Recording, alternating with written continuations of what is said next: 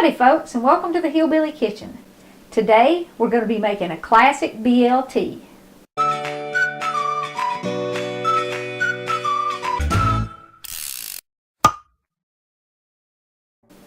Now this is the last in our series of hot sandwich videos that are for beginning cooks.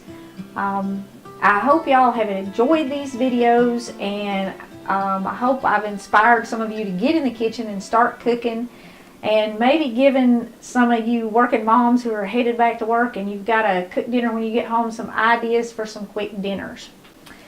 What we're going to need, of course, is lettuce, tomato, bread, and some bacon, which I have in the oven.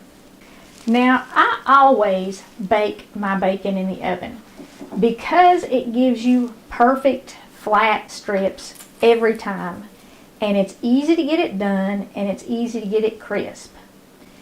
Now, I have a video up on how to make bacon in the oven, and I use a cookie sheet in that video. If you've been cooking for a while, you can bake a ton of bacon at one time. You can literally fill your whole oven with cookie sheets full of bacon and cook it all at once and drain it, and then you can put it in your freezer in a Ziploc bag, and you can use it as you want it and not have to go through the trouble and the mess of making bacon every time you want to use it, because you can literally add bacon to any of these sandwiches and make them much better and make them much more of a special meal. Now, when I did this, obviously this is not a cookie sheet, this is a much deeper pan, and that's because these videos are for beginner cooks. Now, when you fry anything that has hot grease that puddles like this, it is extremely dangerous. That puddle of hot grease, I don't care if it's in a frying pan on the stove or if it's in a pan in the oven.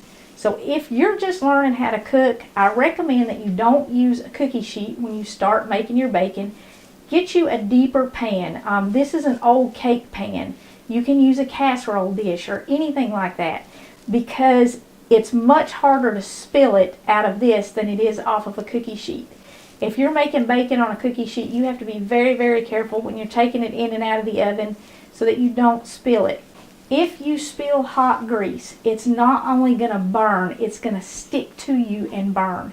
It's not like splashing hot water on you or something like that.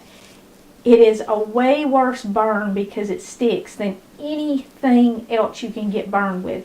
So cooking anything, like I said, where you're going to have a puddle of hot grease or hot oil is very dangerous. You want to be extra careful, and if you're just learning, get you a deeper pan to make your bacon in. That way there's less of a chance of spilling it. You just about have to drop it to spill it. So be careful, make sure you have a hold of it good before you take it out of the oven, and use a little bit deeper pan. But to bake it, you just put it in any kind of a baking pan. If you line it with foil, it's much easier to clean it up when you're done. And you want to bake it, depending on how crisp you want it, at anywhere from 350 to 415.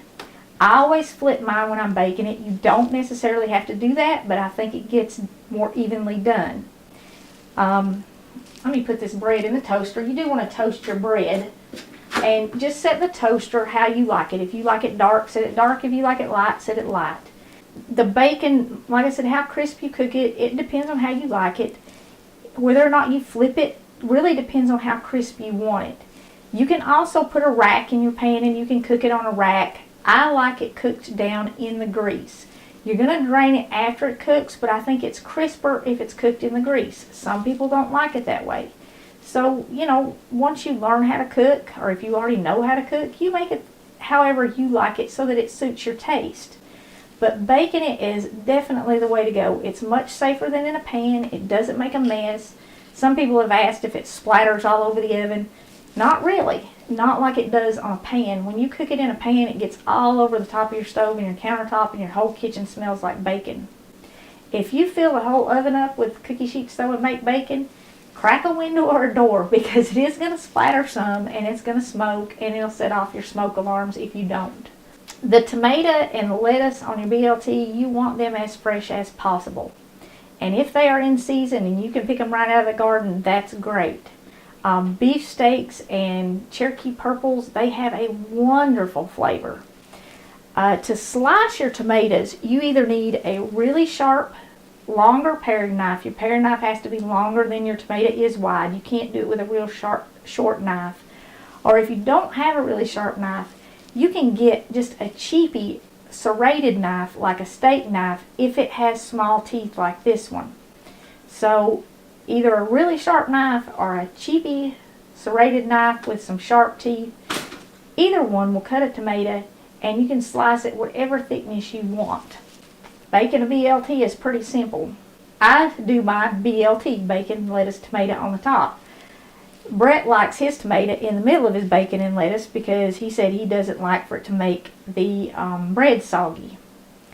Now, if you get a BLT, you buy it in a restaurant somewhere, you're going to pay anywhere from $6 to $9 for a BLT out. You can feed a whole family BLTs that are stacked high with bacon for less than that.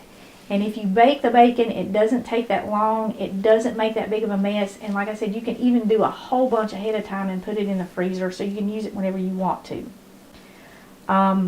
When I do BLTs at home, I put about 1/4 pound of bacon per sandwich. So pre-cooked weight, a pound of bacon, I would make 4. If there was people over, I might stretch it into 5. If you really want to stretch it, you can make 6 sandwiches out of a pound of bacon, and it would still have way more bacon than what you get out. But if you're making about 4 sandwiches out of a pound, you're going to have about that much bacon on them, which is way more than what you're going to get out. You're going to get 2 strips, and they're going to be thin strips. This is thick bacon here, so I used about 3 strips. I broke them in half and double layered them, so I have 2 layers. Your lettuce, like I said, as crisp and fresh as you can get it. This is iceberg. You can use iceberg, you can use leaf, you can use romaine, whatever you want. And if you've got a slice of tomato big enough to cover your bread, 1 slice of tomato is perfect. If it's smaller, of course, use a couple slices. And how thin or how thick you slice them, that's just up to you. A little mayo on any of these sandwiches is just about as good. I think it's a must on a BLT. If you don't like it, don't put it on. And I like a little salt and pepper on my tomato. But that's all there is to a classic BLT. The way you stack it, though, will change the flavor, especially if you're putting the mayo on it. I like like I said, BLT, and then I put the mayo next to my tomato because I like the way that those 2 flavors combine. And that's the only way that you can get those. But if you don't want the bread to get soggy, put the tomato in the middle, and the lettuce will keep your bread nice and dry, and all your tomato juice will be mixed in your bacon and your lettuce. So it changes the flavor, it changes the texture. You stack it and try it and get it the way you like it, because that's what being a cook is all about, and that's what home cooking is all about. It's making things exactly the way that you want them. You know, your toast however dark you want it, your bacon however crispy you want it. And it really, when you start cooking at home, you're probably going to find that you don't like to eat in restaurants anymore. And you're certainly going to like the money you save, because like I said, in a restaurant, you're looking at anywhere from $6 to $9. At home, you can do a whole family for less than that. I really hope y'all have enjoyed these. Don't forget, seasoned cooks, leave your tips, maybe leave some kitchen catastrophe stories in the comments, and leave some encouragement for those new cooks. New cooks, leave your questions, and somebody who knows the answer will answer you, and you know, maybe we can all kind of grow and learn together, pick up tips from each other. If you're new to this channel, this really is one of those channels where people talk to each other in the comments. And it's kind of a community or a family, if you will. And we enjoy interacting with each other. And you can expect maybe comments from 3 or 4 people if you ask a question. So I really appreciate y'all joining us in the Hillbilly Kitchen. If you haven't already, please click like and subscribe. And if you don't have my cookbook, if you'd like to win a copy, I'm going to be giving away this whole stack. In the comment section on any video, start your comment with the Hillbilly Kitchen verses and vittles. If you want to buy a copy, it's on Amazon. You can search it that way and it'll pop right up. I'll also have a link in the description. In the very next video, after all these sandwich videos go up, I'm going to be announcing the winner of at least a couple of cookbooks, because I know it'll take a little while to get all these videos up. So leave your comments, and I do them by random drawing. I'll just search the whole channel comments and pick the winners out of those comments that have the verses and vittles on them. So that's pretty easy if you want to do that. And I really appreciate y'all joining us. I said I hope these inspire some new cooks. Maybe give some of y'all who are going back to work some ideas for some quick, easy dinners. Make a whole bunch of bacon and put it in the freezer so you've got it and you can add it to any of these sandwiches. Until next time, remember to put God first.